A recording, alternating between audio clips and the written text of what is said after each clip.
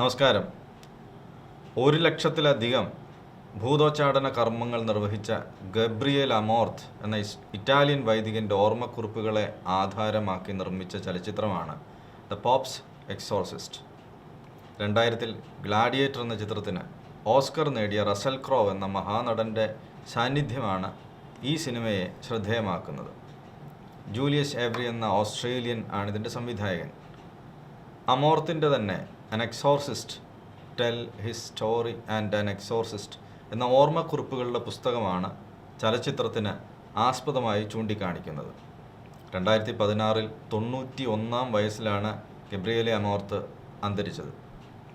താൻ ചികിത്സിച്ചവരിൽ 98% മാനസിക പ്രശ്നങ്ങളാണെന്നും അല്ല 2% തിന്മയുടെ സാന്നിധ്യമാണെന്നും അമോർത്തിൻ്റെ കഥാപാത്രം സിനിമയിൽ നിരീക്ഷിക്കുന്നുണ്ട്. അമോർത്തിൻ്റെ പ്രവർത്തനങ്ങളിൽ ഇഷ്ടക്കേടുള്ള ഔദ്യോഗിക സ്ഥാനത്തുള്ളവർ ഉണ്ടായിരുന്നു. സിനിമയിലും അത് കാണാം. അമോർത്തിനെ സംരക്ഷിക്കുന്നത് ആത്മീയമായി പിതൃത്വം അമോർത്ത് തന്നെ സങ്കല്പിച്ചു കൊടുത്തിട്ടുള്ള ജോൺ പോൾ രണ്ടാമൻ മാർപ്പാപ്പയുടെ നിലപാടുകളാണ്.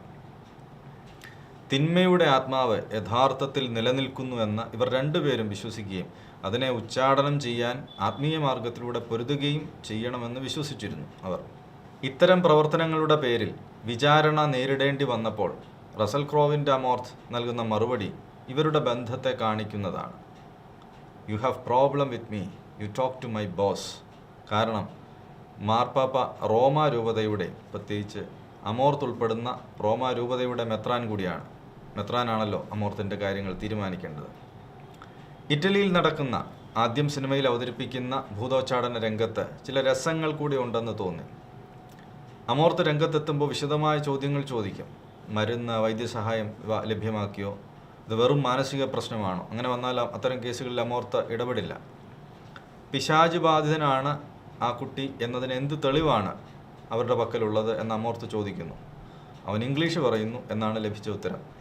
അവിടെ ടെലിവിഷൻ ഉണ്ടല്ലോ, അതിൽ നിന്ന് കേട്ട് പഠിച്ചതാവില്ലേ എന്ന അമോർത്ത് മറുപടി പറയുന്നുണ്ട്.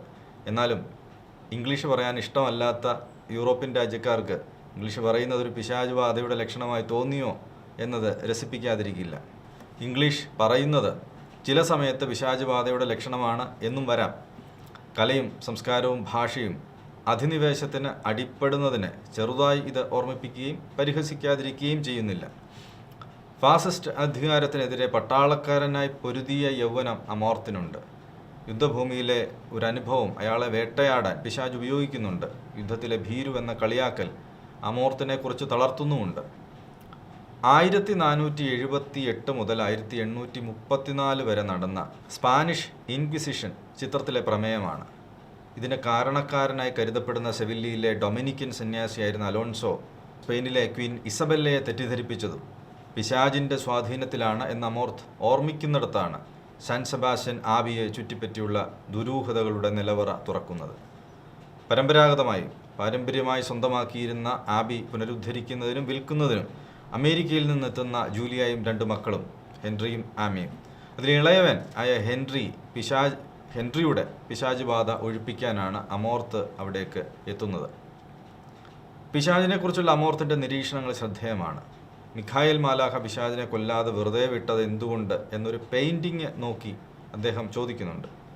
ദൈവം സൃഷ്ടികൾക്ക് നൽകുന്ന സ്വാതന്ത്ര്യത്തെക്കുറിച്ചാണ് ആ ചർച്ച പുരോഗമിക്കുന്നത്. സഭയെ പുതിയ കാലത്ത് പ്രസക്തമാക്കാൻ ശാസ്ത്രീയതയിലും യുക്തിയിലും മാത്രം ആശ്രയിച്ചാൽ മതിയെന്ന് കരുതുന്ന കാർഡിനൽ സള്ളിവൻ്റെ വ്യഗ്രതയെയും ഈ സിനിമയിൽ കളിയാക്കുന്നുണ്ട്.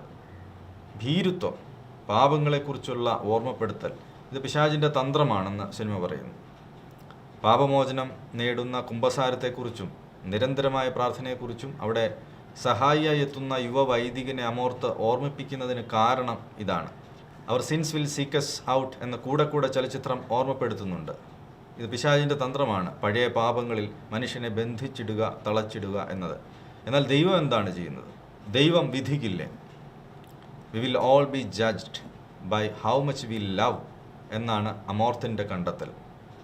അസ്മഡിയസ് എന്ന നരകത്തിൻ്റെയും പിശാചുക്കളുടെയും രാജാവിനെയാണ് അമോർത്ത് സാൻ സെബാസ്റ്റ്യൻ ആബിയിൽ നേരിടേണ്ടത്.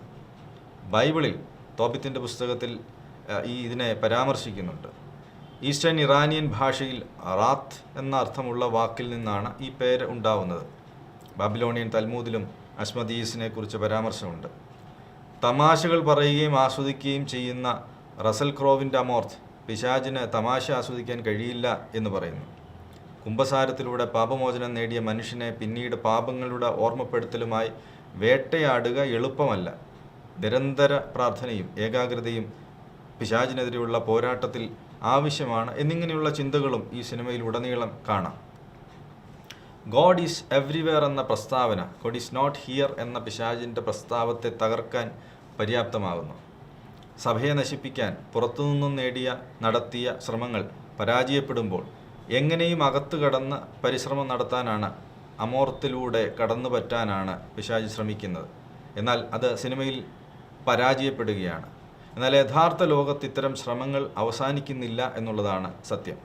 പിശാചിനെക്കുറിച്ചുള്ള അമോർത്തിൻ്റെ മറ്റൊരു നിരീക്ഷണം അവൻ പ്രലോഭകനാണ് എന്നുള്ളതാണ്.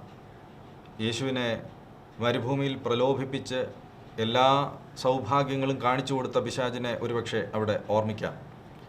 രക്ഷ സാധ്യമാക്കാൻ ഇത്രയേറെ കഷ്ടപ്പാടുകളിലൊന്നും ആവശ്യമില്ലാതിരിക്കെ പിശാചിനോട് ഒരു ചെറിയ കോംപ്രമൈസ് മാത്രം ആവശ്യപ്പെടുന്നത് ഈ അമോർത്തിൻ്റെ പടവെട്ടലുകളിലും ഉടനീളം ഒരുപക്ഷെ നമുക്കും കാണാം. അത്തരമൊരു കോംപ്രമൈസിന് തയ്യാറാകാത്ത ക്രിസ്തു കുരിശുമരണത്തിലൂടെയാണ് രക്ഷ സാധ്യമാക്കിയത്. ഒരുപക്ഷെ കോംപ്രമൈസുകളില്ലാത്ത, എളുപ്പവഴികളില്ലാത്ത ഒരു ലോകവും രക്ഷയുമാണ് കാത്തിരിക്കുന്നതെങ്കിൽ നിരന്തരമായ പടവെട്ടലുകളിലൂടെ തന്നെ അത് നേടിയെടുക്കണമെന്ന അമോർത്തിൻ്റെ ജീവിതം റസൽ ക്രോവിൻ്റെ ഗംഭീര ചലച്ചിത്രത്തിലൂടെ നമ്മളോട് പറയുന്നു. അങ്ങനെ ഗബ്രിയേലെ അമോർത്തിൻ്റെ ജീവിതം അവലംബിച്ച് നിർമ്മിച്ച ഈ മഹത്തായ സിനിമ ഒരു മികച്ച കാഴ്ച അനുഭവം തന്നെയാണ് എന്ന് പറയാം. നന്ദി.